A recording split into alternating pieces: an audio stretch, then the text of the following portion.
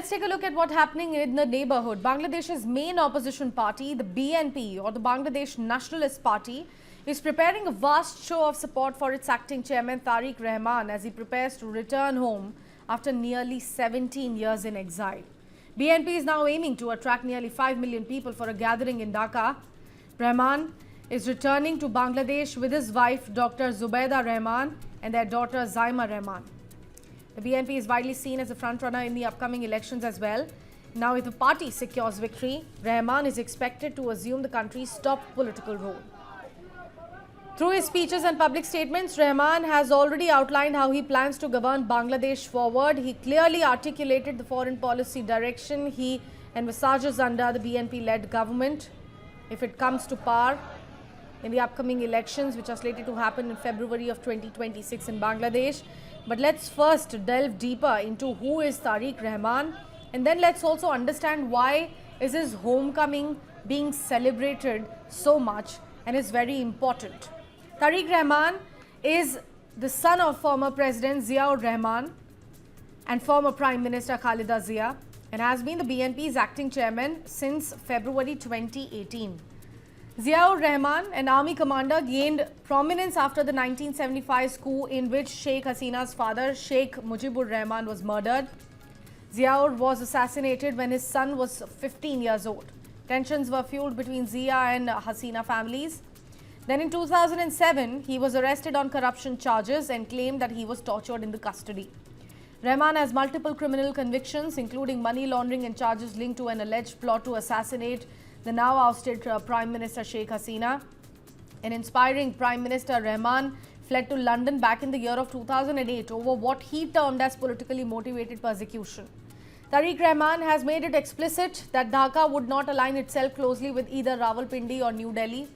His slogan has been, let me quote him here, "Not Delhi, not Pindi, Bangladesh before everything."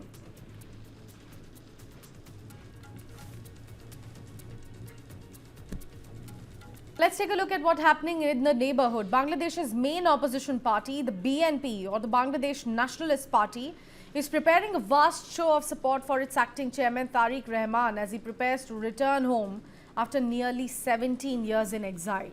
BNP is now aiming to attract nearly 5 million people for a gathering in Dhaka. Rahman is returning to Bangladesh with his wife Dr. Zubaida Rahman and their daughter Zaima Rahman. The BNP is widely seen as a frontrunner in the upcoming elections as well.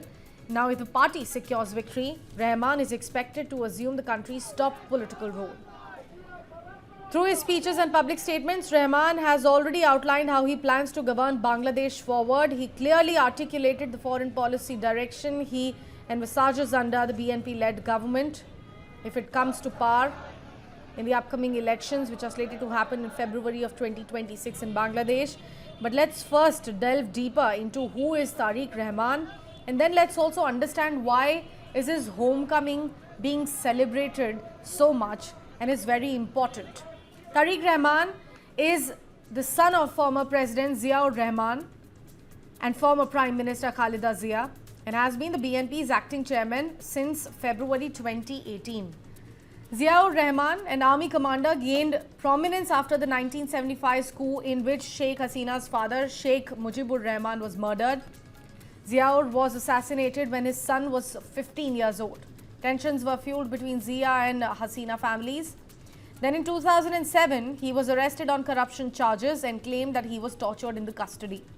Rahman has multiple criminal convictions, including money laundering and charges linked to an alleged plot to assassinate the now ousted Prime Minister Sheikh Hasina. An inspiring Prime Minister, Rahman fled to London back in the year of 2008 over what he termed as politically motivated persecution. Tariq Rahman has made it explicit that Dhaka would not align itself closely with either Rawalpindi or New Delhi. His slogan has been, let me quote him here, "Not Delhi, not Pindi, Bangladesh before everything."